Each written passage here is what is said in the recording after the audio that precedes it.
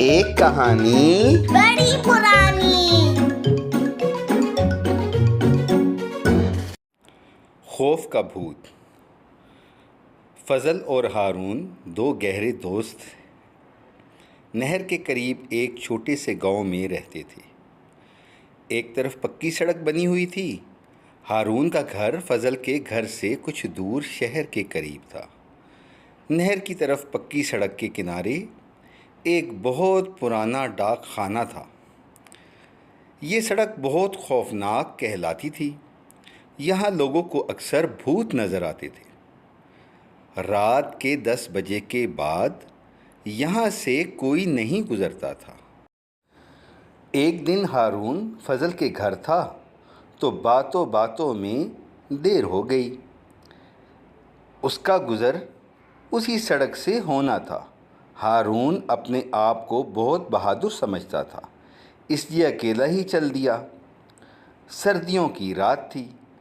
اس نے سوچا یہ بہت پرانی باتیں ہیں، یہاں کوئی بھوت وغیرہ نہیں ہو سکتا، لوگ یوں ہی ڈراتے رہتے ہیں، ایسا کچھ نہیں۔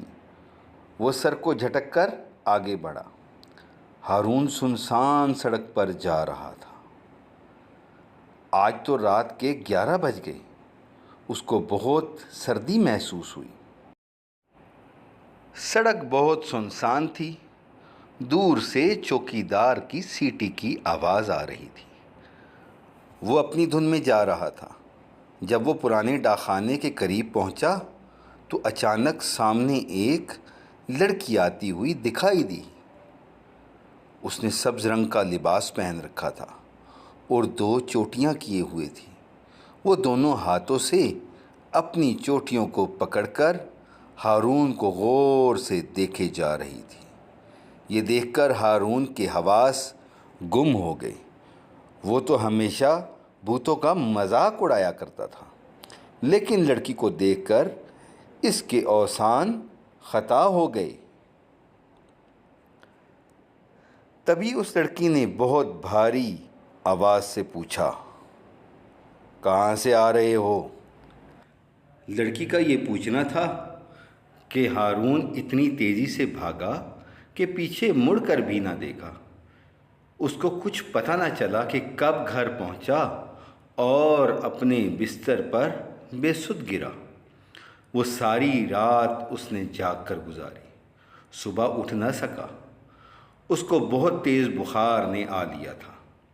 شام کو فضل اس کے پاس آیا تو اس نے سارا واقعہ فضل کو سنا دیا۔ 2 ہفتے بعد اس کی طبیعت کچھ بہتر ہوئی تو ایک صبح فضل کے ساتھ شہر کی طرف جا رہا تھا۔ راستے میں وہی لڑکی نہر کے کنارے انہی کپڑوں میں نظر آئی۔ وہ ایک ٹھیلے والے سے پھل لے کر کھا رہی تھی۔ ہارون نے ٹھیلے والے کے پاس جا کر اس سے پوچھا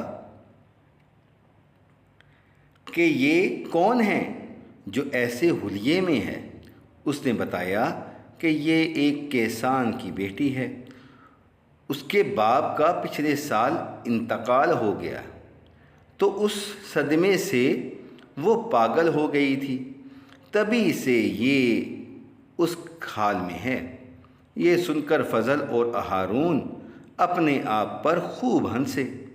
آج تک ہارون کو وہ رات ہمیشہ یاد ہے۔ اصل بات معلوم ہونے کے بعد بھی وہ ڈاکخانے والی سڑک سے رات کو کبھی نہیں گزرے۔